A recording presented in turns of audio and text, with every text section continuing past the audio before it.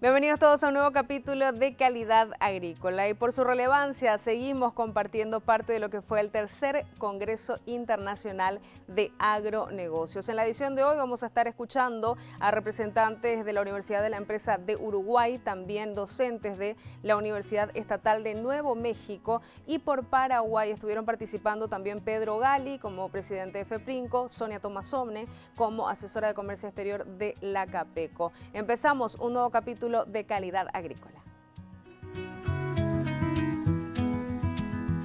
El sector productivo en Paraguay actúa como colaborador, pero a la par como contralor de las secciones del gobierno nacional. La participación del sector privado en la economía local supera por amplio margen a la del sector público, por lo que es fundamental que forme parte del establecimiento y la ejecución de políticas públicas.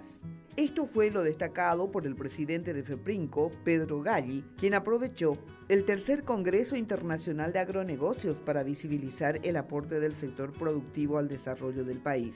El evento fue organizado por la Academia Paraguaya y logró reunir a actores y estudiosos del sector de todo el mundo mediante una transmisión en línea. Todos sabemos que la participación del sector privado en el Producto Interno Bruto es del 90%, solamente un 10%. En números redondos, para no entrar en detalles complicados, es la participación del gobierno. De ahí la relevancia de que todas las decisiones importantes que se tomen a nivel oficial sean escuchadas o sean consensuadas con los representantes del sector privado. Y la FEPRINCO es la federación donde engloba a todo el sector privado y viene a ser el interlocutor permanente y en la toma de decisiones, sobre todo las decisiones políticas que afectarían a la economía de manera transversal.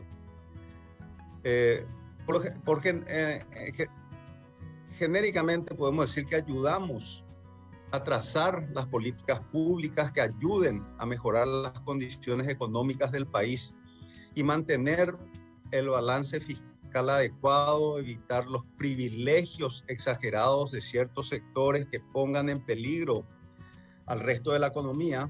Ahora sabemos se está tratando el presupuesto general de gastos de la nación.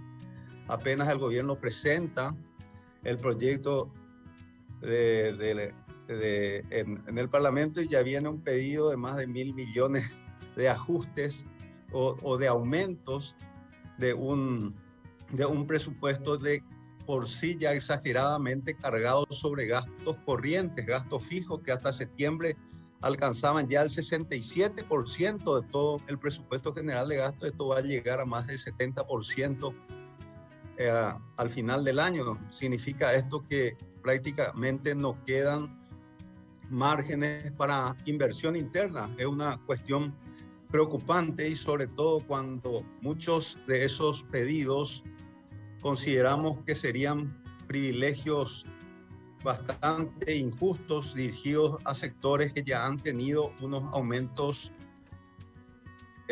inmensos en los últimos años.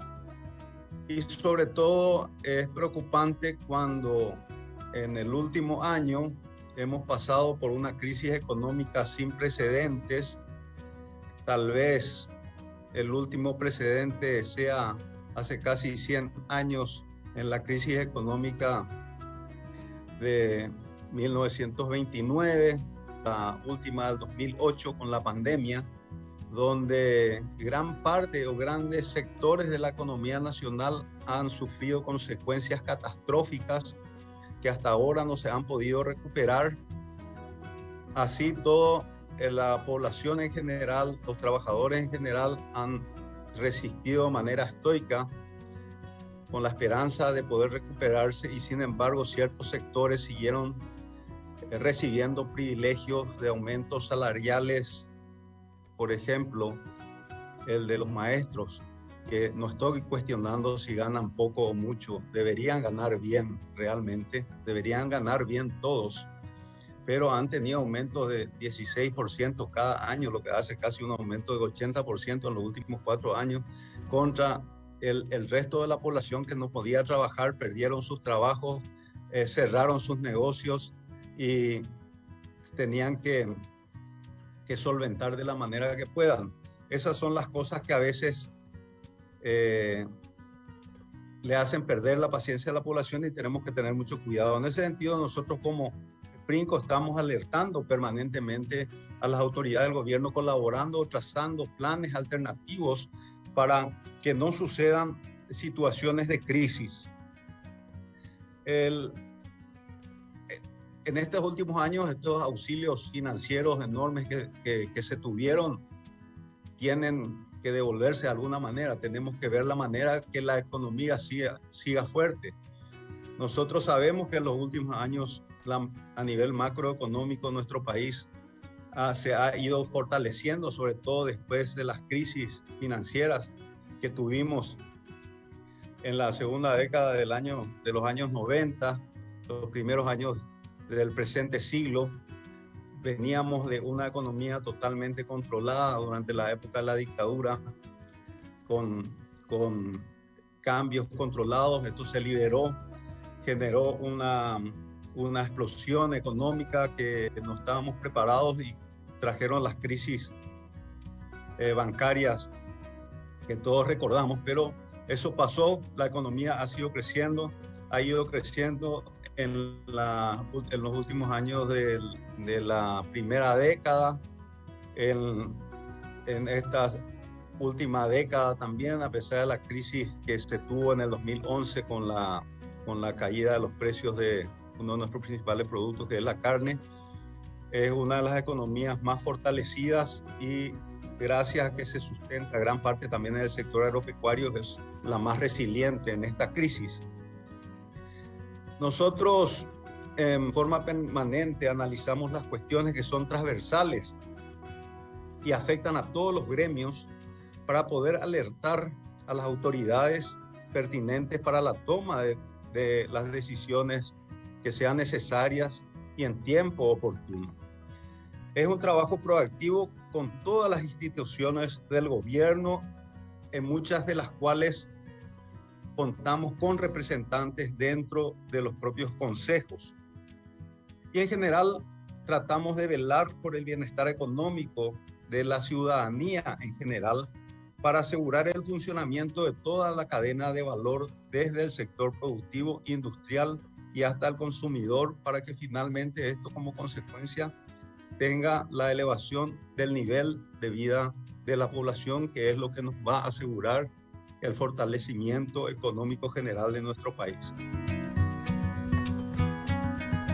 Además, estuvo presente en el evento la asesora de Comercio Exterior de la Cámara Paraguaya de Exportadores de Cereales y Oleaginosas Capeco, Sonia Tomasone, quien destacó que los gremios productivos también son protagonistas del desarrollo social a través de diversos proyectos ejecutados a nivel país, como el caso de Nutrición con Soja, proyecto del gremio de comercializadores, del cual forma parte.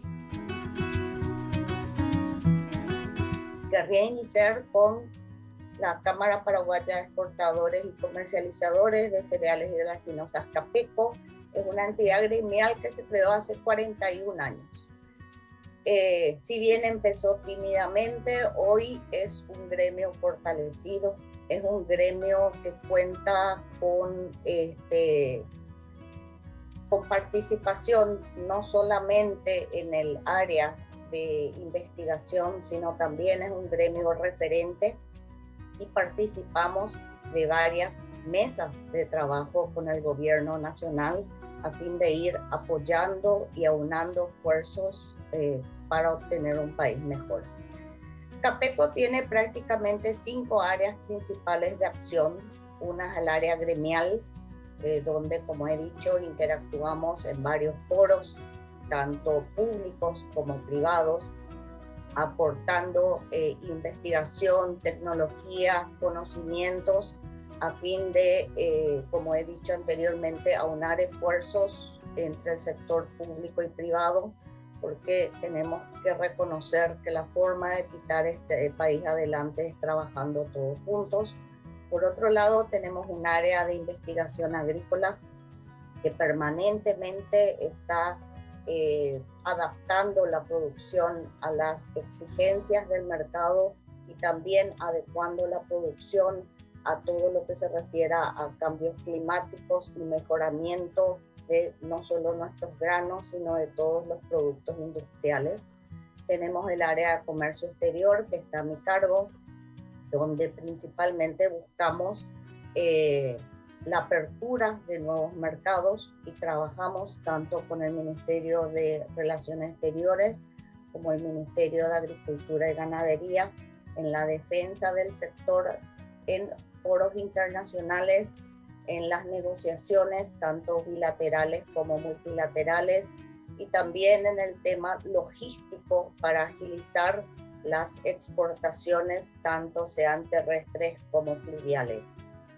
Últimamente hemos creado un área que está teniendo un éxito muy importante, que es el área de responsabilidad social, donde incluimos un programa que se llama Nutrición con Soja.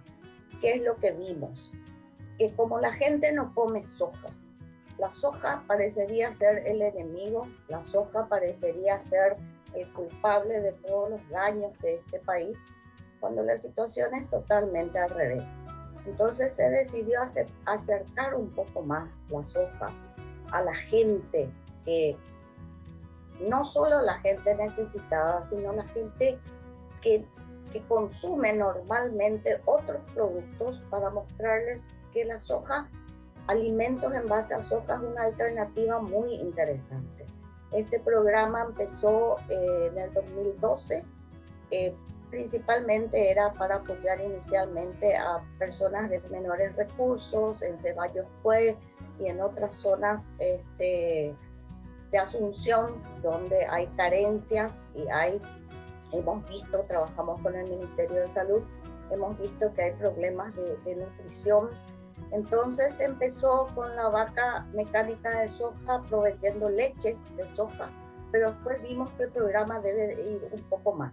Entonces hicimos investigaciones para tener alimentos en base a soja.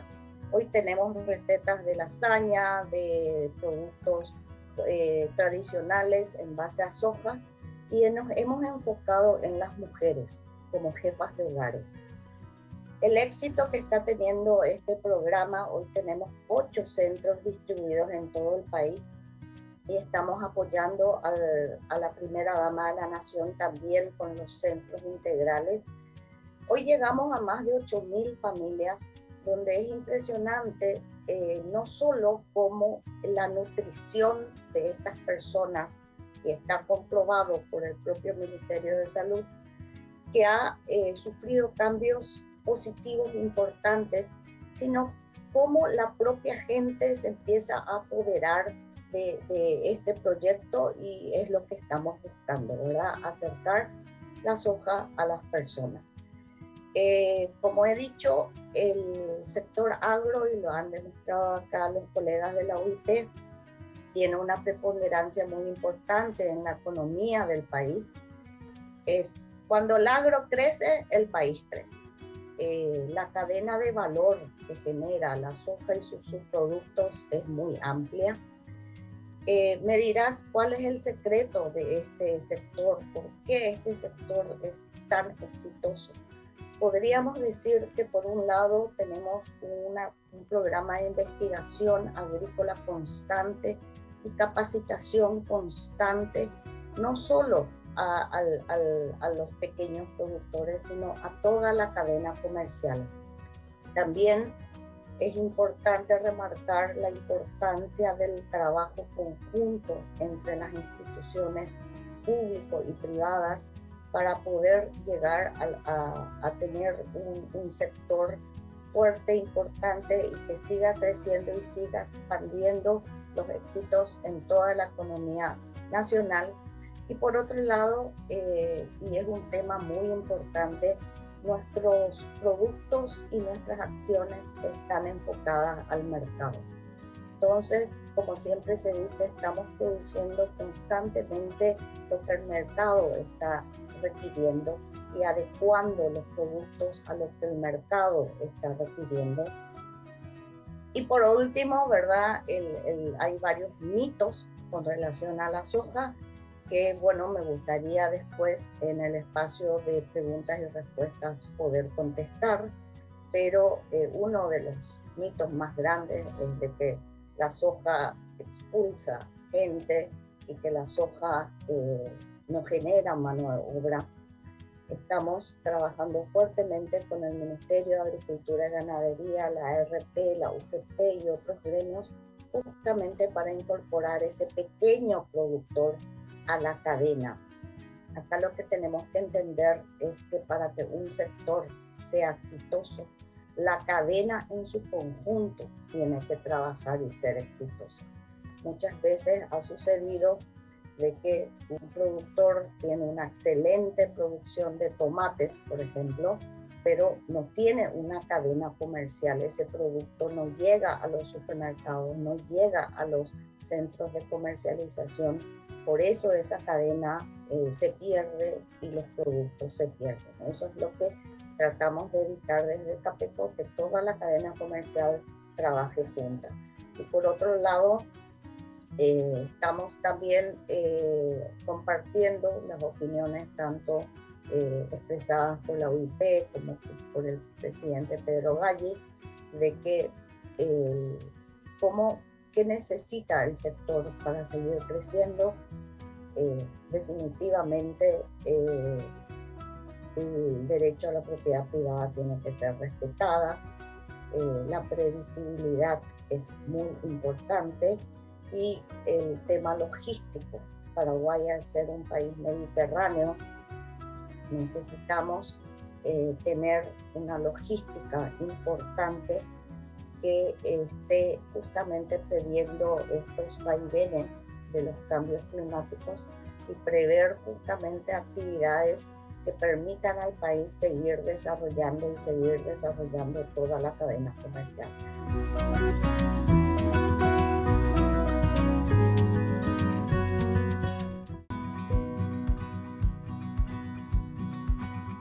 Desde la Universidad de la Empresa de Uruguay, Claudio Williman compartió una didáctica presentación sobre los sistemas agroalimentarios y la competitividad necesaria para mantenerse en el mercado. Aseguró que el principal desafío para los miembros del Mercosur es el aumento de exigencias de los consumidores finales que buscan un trabajo que respete fundamentalmente el medio ambiente y que sea sostenible, además de la calidad y cantidad. Empezamos muy brevemente entonces hablando sobre qué se entiende por agronegocio, ¿no? Y ahí voy a utilizar la definición que dio Ray Goldberg de la Universidad de Harvard, que fue el primero en hablar de agronegocios en el año 1954, cuando hacía referencia a que los agronegocios era la suma total de las operaciones involucradas en la manufactura y la distribución de la producción agrícola, la producción en el campo, el almacenaje, el procesamiento y la distribución de los commodities agrícolas y en las manufacturas hechas con los mismos. Un tiempo después, el propio Goldberg hacía referencia a un sistema de agronegocios de commodity, que es gran parte lo que nos lleva a hablar hoy en día de agronegocios, que engloba a todos los participantes involucrados en la producción, procesamiento y marketing de un único producto agrícola, ¿no? Es decir, que básicamente estamos hablando de producción, procesamiento industrial, pero también acá el concepto de marketing que comienza a despuntar en los 60 y se va firmando en los años 70 y 80. Los agronegocios como sistema, sin duda la clave de los agronegocios está en los mecanismos de coordinación de los distintos eslabones, ¿no? La coordinación entre estos procesos que yo hablé, de la producción, la industrialización y la llegada del consumidor, es clave la integración y coordinación de estos eslabones que facilitan la capacidad de satisfacer a los consumidores finales. En muchas cadenas estos eslabones funcionan muy bien, están coordinados. En otras, como sucede, por ejemplo, en la carne, es a veces donde estos eslabones no están bien aceitados. Así que los agronegocios constituyen un sistema de eslabones interrelacionados que contribuyen al objetivo de las empresas, del sector y de la sociedad en su conjunto. En los agronegocios se habla de cadena de valor dentro de la empresa y dentro del sistema. O sea, dentro de una empresa, la empresa tiene que crear valor a partir de los insumos y los recursos que utiliza, tiene que crear valor. Pero toda la cadena en su conjunto también tiene que crear valor para el consumidor desde el momento que se genera la materia prima hasta que llega al consumidor final. El sistema de los agronegocios incluye entonces, antes de la producción, desde los proveedores de insumos, pasando entonces por los agricultores, los operadores del almacenaje, los procesadores, o sea, la agroindustria, los mayoristas y minoristas que se encargan de la distribución, hasta llegar al consumidor final, sin dejar de lado el papel que cumplen los gobiernos con sus regulaciones y leyes, los mercados de futuros y otras organizaciones como son las certificadoras de calidad.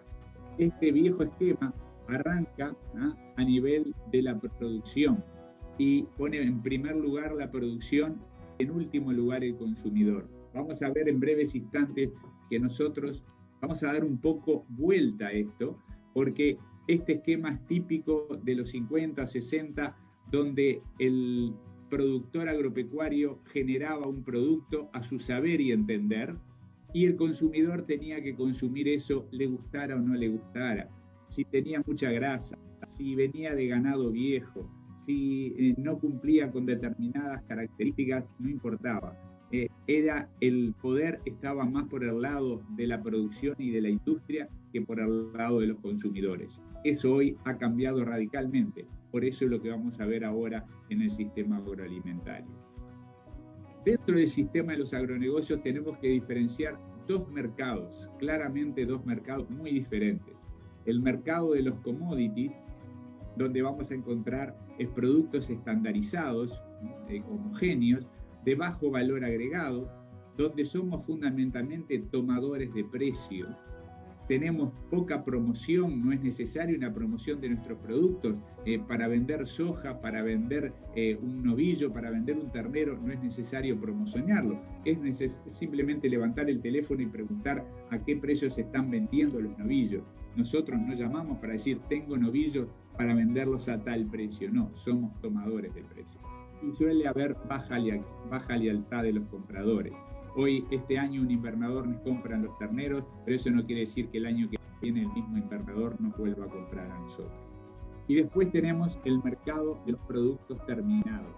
Un mercado muy diferente, donde los productos están diferenciados, donde hay un alto valor agregado, donde son fijadores de precio. Acá sí, de acuerdo a los costos, a lo que la demanda quiere, está dispuesta a pagar, de acuerdo a todo lo que prepara la empresa en su conjunto, a la promoción, a los atributos, es posible fijar un precio. Acá se requiere de mucha promoción y hay lealtad a las marcas. Acá las marcas pasan a cumplir un papel preponderante. No solo hay que pensar en productos diferenciados, sino que uno puede pensar en productos especializados. Es decir, no es lo mismo un ternero de campo que un toro de una cabaña. Ya un toro de una cabaña es un producto diferenciado que tiene un valor agregado, que es un valor genético, donde el cabañero puede fijar el precio de sus toros y puede promocionar las virtudes y los atributos de sus reproductores, y ahí sí puede generar una marca respecto a su producto final. Un breve, antes de entrar en el tema que hoy me convoca, quiero hacer referencia a algunos temas que se han tratado en este congreso y que las preguntas disparadoras que muy bien la Universidad de Salcán ha planteado. La pandemia produjo cambios de comportamiento a todos los niveles, generando problemas en muchos sectores de la economía. Fueron muy afectados sobre todo lo que tiene que ver con la hotelería, los restaurantes, todo lo que es el turismo, los servicios en general. Pero los agronegocios, y en especial los agroalimentos, fueron los menos perjudicados. A lo contrario que se pensaba, el motor de la economía de la mayoría de los países estuvo justamente en el sector agropecuario. La demanda de alimentos mantiene buenas perspectivas tanto en el mediano como en el largo plazo. Hubo algunos acontecimientos especiales como la peste porcina en China que generaron una falta de carne de cerdo, que eso trajo a derivado un aumento de los precios no solo de la carne de cerdo, sino también de la carne vacuna y de la carne ovina. En este momento en Uruguay se están dando los precios de ganado vacuno en novillo y vaca más altos en toda su historia, arriba de $4.50 en segunda balanza, precios récord, arriba de $5.000 la tonelada. Entonces, eso evidentemente es algo coyuntural en este momento por algunos problemas que vamos a comentar ahora, pero de cualquier manera las perspectivas de los granos y de la carne son muy interesantes en mediano y largo plazo. Sigue creciendo la población de China, sigue creciendo la India y eso genera una demanda agregada que supera lo que era la demanda tradicional de Europa y Estados Unidos. Los países de América Latina deben mejorar las condiciones de competitividad del sector agroalimentario. Ese tiene que ser un objetivo fundamental a futuro y yo lo he visto tratar eso en el Congreso. Ayer el ministro de Agricultura de Paraguay hizo referencia a una serie de medidas que apuntan a eso, a mejorar la competitividad del sector, y eso es fundamental. Las políticas económicas, tributarias y de otros tipos son fundamentales para ayudar a mejorar la competitividad de nuestros países. Y también es muy importante, y lo destacan la gente que viene a invertir al Uruguay y a la región, es fundamental un marco jurídico sólido, una democracia plena y una apertura al mundo. Esto, que son algunas de las cosas que se han dicho en este Congreso, son claves, y eso hace que haya inversiones que no vayan a algunos países vecinos porque no cumplen con estas condiciones y sí vengan a otros países de este Mercosur o de este Cono Sur. Los gobiernos, las empresas privadas, las universidades y las organizaciones de productores deben impulsar cambios tecnológicos. La innovación, que también se ha nombrado en este Congreso, es clave para proveer de alimentos a consumidores cada vez más exigentes en mercados cada vez más diferenciados. Eso es algo que lo tenemos que grabar a fuego. Estamos enfrentando un mercado muy exigente, ya el poder está en los consumidores y ya la diferenciación es cada vez mayor. Los cambios en el estilo de vida, la preocupación por la salud, las dietas, las exigencias en inocuidad y seguridad alimentaria han cambiado los patrones de consumo y nos enfrentamos a una demanda exigente y diversificada. Tenemos problemas coyunturales, no todas son buenas noticias. En este momento tenemos serios problemas con la logística de transporte. Faltan contenedores, faltan barcos y aviones para el transporte de carga. Es un problema serio. Durante la pandemia, muchas compañías navieras se dedicaron a desarmar viejos barcos que ya estaban en desuso y a su vez quedaron barcos en distintos lugares del mundo y con sus contenedores en distintas zonas lejos de las zonas típicas de comercialización. Por otro lado, las compañías aéreas sufrieron un revés muy grande. Hoy en día, poder mandar carne o productos, alimentos, vía marítima o vía aérea está muy complicado. No hay cupos, es difícil conseguir hoy en día aviones para mandar mercadería a Europa y a China. Son problemas que los tiene Chile, los tiene Uruguay, los tiene Paraguay. Es decir, ahí tenemos un problema serio. Hoy en día sale de repente más caro el flete que el producto que vamos a vender. En estos días se estaba hablando sobre un negocio de una harina de pescado que Chile quería venderle a China y salía $1.700 la tonelada de la harina de pescado pero tenía por el precio del contenedor, tenía cerca de 400 y pico de dólares de flete.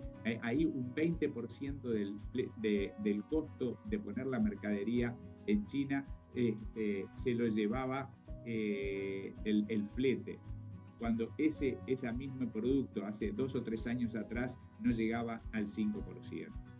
Así que ese es un problema que se espera que se empiece a normalizar recién en el segundo semestre del 2022 y claramente para el 2023.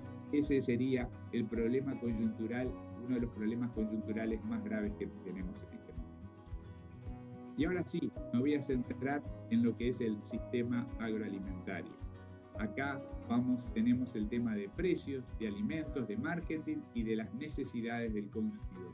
Y como yo les decía hoy, acá el que está a la cabeza de esto es el consumidor, ¿no? Del productor, pasando por la agroindustria, el distribuidor y el minorista, sube el flujo de productos. Los productos van desde el productor al consumidor, pero la información que baja y domina esto es desde el consumidor al productor. Entonces, son los consumidores en última instancia los que determinan qué comen y por lo tanto lo que ellos quieren es lo que el sistema debe producir. Este es un cambio fundamental que se ha dado en los últimos 20, 30 años con respecto a lo que pasó casi 2 siglos anteriores. El sistema agroalimentario es la forma en que los hombres se organizan para obtener y para consumir su comida. Comprende el conjunto de actividades que tienen lugar en la función de alimentación de una sociedad. Y Uruguay, Paraguay y el Cono Sur tiene la ventaja, como lo ha dicho nuestro rector, que produce suficiente alimento no solo para la población que tenemos, sino para alimentar millones de personas en el mundo.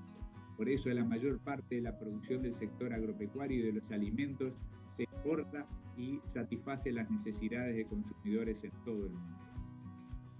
Y en el sistema agroalimentario tenemos también una diferenciación entre lo que son commodities y lo que son alimentos propiamente dicho.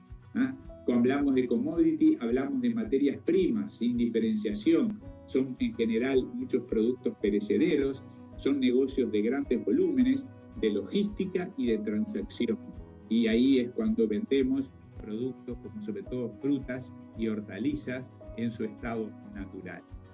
Pero después tenemos lo que vamos a llamar alimentos, que son productos con valor agregado, diferenciados, especializados para distintos segmentos. Y acá estamos hablando de vender soluciones e invertir en marcas. Acá lo que estamos es vendiendo soluciones. Y eso ha sufrido un cambio muy importante en los últimos 40, 50 años.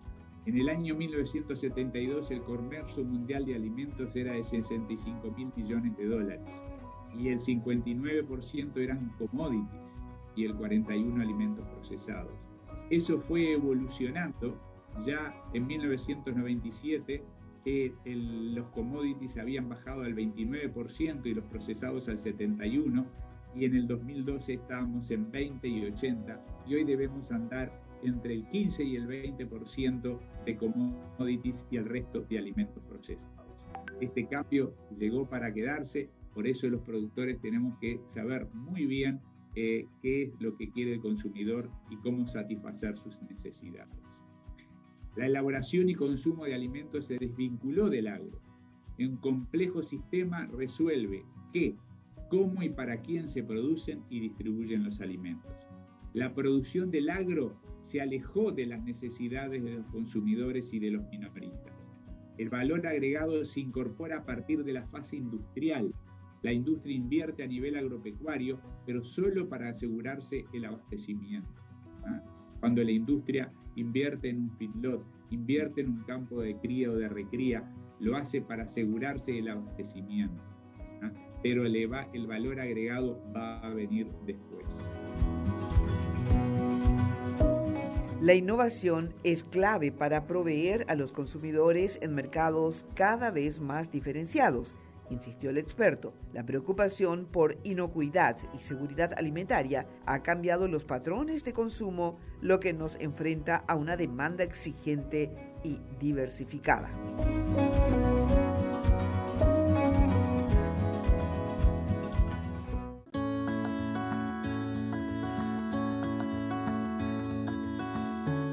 Otro tema analizado durante el Congreso de Agronegocios fue la tendencia en el mercado que coloca, a diferencia de años anteriores, al consumidor en primer lugar. En la actualidad es él quien elige y esto, según los expertos, sigue evolucionando en el mismo sentido en el escenario global. Desde la Universidad Estatal de Nuevo México, la profesora Chandel Robinson afirmó que, a pesar de todo, la producción no puede olvidar su misión principal: disminuir la hambruna y asegurar la supervivencia de las granjas o fincas para mantenerlas en el tiempo. La industria agrícola es muy importante, no solo en New Mexico, ni en Estados Unidos, ni en Paraguay, sino en el mundo entero. La tarea de proveer los alimentos y la fibra a la población del mundo entero está cambiando. Y el proceso de producir suficientes alimentos y fibras han cambiado en los últimos años. Este cambio, por supuesto, ha continuado su evolución y lo interesante es que debemos esperar como sociedad y como humanos es erradicar la hambruna, disminuir la inseguridad alimentaria y asegurar la supervivencia de nuestras granjas para que se pueda seguir produciendo no solo como corporaciones, sino como familias. Eso dicho, me gustaría mencionar un poco lo que está sucediendo a nivel mundial. Como saben, el mundo continúa desarrollándose y, por supuesto, que la población continúa aumentando. Las Naciones Unidas estiman un aumento de la población hasta 9.800 millones y llegaríamos hasta los 11.000 millones en algunos años. Eso quiere decir que para eso tiene que haber 83 millones de personas más cada año en el mundo. Y hay otros factores que afectan la población. Hay que tener en cuenta la expectativa de vida que ha mejorado y continúa mejorando. Esto se basa en las condiciones de salud y el estilo de vida, las condiciones de vida que por suerte disfrutamos el día de hoy. Por supuesto que la expectativa de vida es alrededor de 65 años para hombres, o lo era y ha aumentado a 69. Para mujeres aumentó de 69 a 73 años. Y eso fue entre 2010 y 2015. Cuando consideramos que hay más población en el mundo y que además viven por más años, se vuelve evidente que debemos comprender el suministro de alimentos y su producción. El profesor Willeman habló acerca del proceso desde la producción del producto hasta el consumidor, pero hay muchos pasos en el medio que quizás es donde existen los principales desafíos. Los productores aún mantienen el nivel de producción de los últimos 20 años o 10 años. Los pasos del medio es donde vemos algunos cambios y algunos problemas. Entonces, al comprender el sistema, podremos ver las oportunidades de mejora para poder garantizar el suministro y mantener y gestionar los recursos limitados, especialmente los recursos naturales.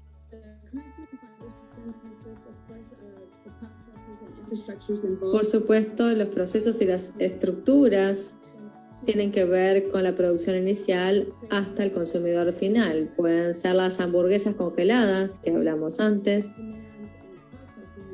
u otros tipos de productos. Hay distintos procesos y requisitos para que el sistema lleve el producto hasta el consumidor. Por supuesto que esto incluye los procesos desde la producción, el empaquetado, la distribución, y desde allí llegamos al consumidor, el compost y reciclaje.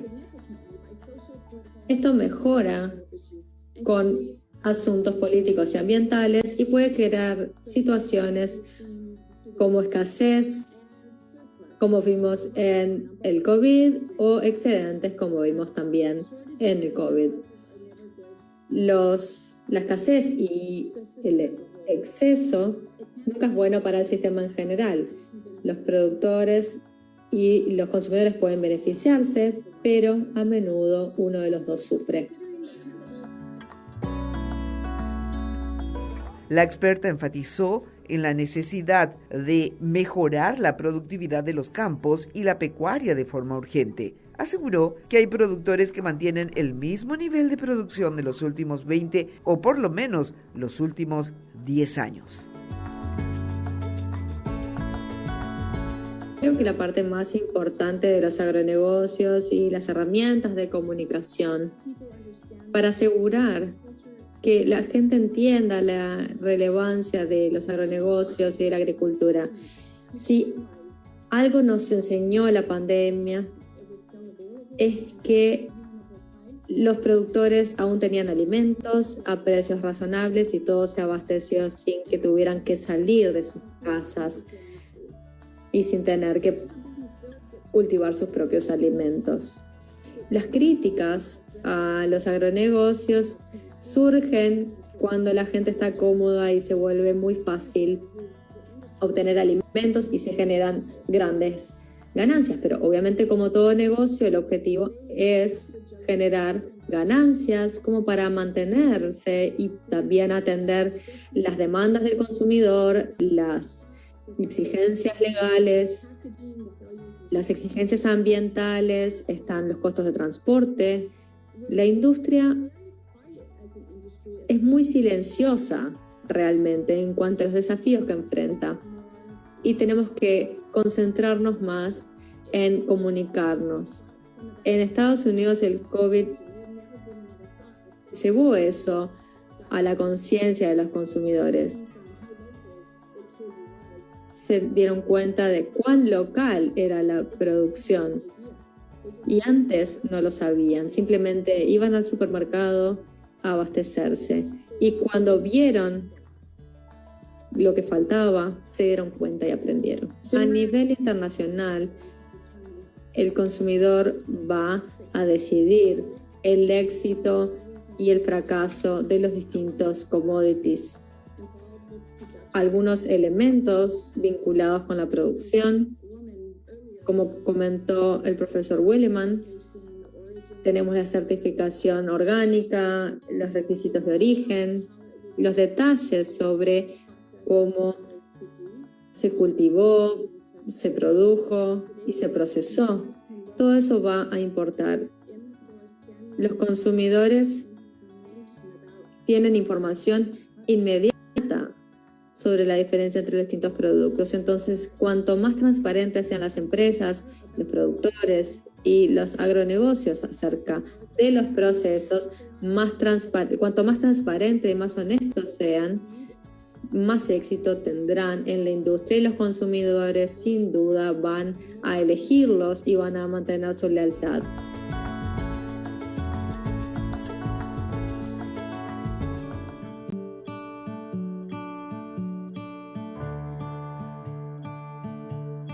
En cuanto al sector cooperativo, estuvo representado por el presidente del Instituto Nacional de Cooperativismo, INCOOP, Pedro Loblain, quien realizó una presentación sobre la cartera actual de las cooperativas, describiendo su evolución desde el inicio de la pandemia. A pesar de lo difícil de lo que es la situación de pandemia, el sector cooperativo tuvo un crecimiento muy importante. Acá vemos un poco, después nosotros empezamos en un proceso de depuración fuerte. Siempre está la gran pregunta de cuántas cooperativas realmente hay en Paraguay. Empezamos a trabajar sobre las cantidades de cooperativas inactivas y identificando aquellos que no cumplen y no envían, se hacen los sumarios, y por eso estamos viendo de que va bajando. Si vemos en números de cantidad de cooperativas, cada vez estamos menos. Al cierre del 2021 se cerró con 750 cooperativas activas. En este momento ya hay menos de 700 de todas las cooperativas que se formaron, figuran en los registros, pero que realmente no lograron desarrollarse. Por eso es que hay muchísimas cooperativas se crearon, se llegó al número de registros, ya hay más de 1.500, sin embargo activas en este momento está por debajo de 700. A diciembre teníamos 750. Si vamos por tipificación, según la cantidad de cooperativas por tipificación, vemos que hay cooperativas tipo A, tenemos 83 cooperativas, tipo B tenemos 90 cooperativas y hay 569 cooperativas tipo C, pequeñas cooperativas. Ahí es donde el proceso de depuración, identificar realmente cuántas de esas 569 que tenemos hoy día están realmente funcionando. Ese proceso de sumario, identificación, recorrido a nivel país que hacemos, es lo que vamos identificando que cooperativas que se formaron y nunca lograron desarrollarse. Si vamos, sin embargo, si uno va mirando cómo está la parte de los niveles de activo, sí vemos el crecimiento, el desarrollo que tienen las cooperativas. Estamos hablando de las 24 cooperativas de producción que representa a junio 2021. Estamos superando los 17 billones de activos en las cooperativas de producción. Se cerró el diciembre de 2020 con 15 billones de activos. Y ahí ven cómo tuvo el crecimiento de los primeros 6 meses de este año, el gran desarrollo que tiene las cooperativas de producción. También las cooperativas de ahorro y crédito, las 46 cooperativas tipo A de ahorro y crédito ya están en 20 billones. En este momento ya prácticamente se llegó a 21 billones de guaraníes en activo.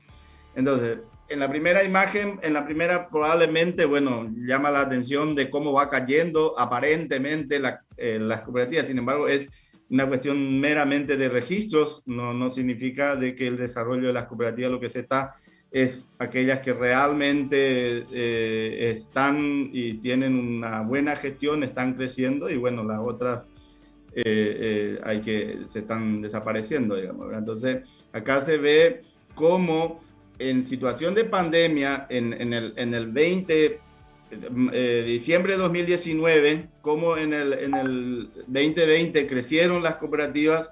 Si vemos de las cooperativas de producción, de 14 billones se cerró a 15, y en este momento ya son, en los primeros 6 meses, crecieron 2 billones de guaraní. Entonces hay una tendencia, un desarrollo muy bueno del sector cooperativo desde el punto de vista del nivel de activos.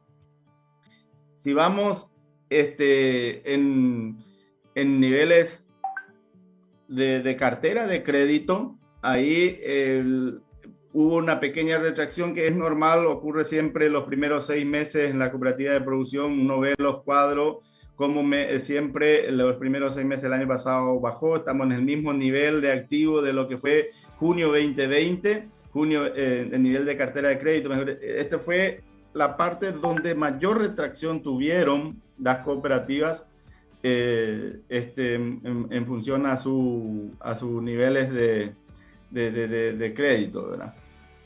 Pero a pesar de situaciones difíciles, igual podemos decir de que están en condiciones aceptables.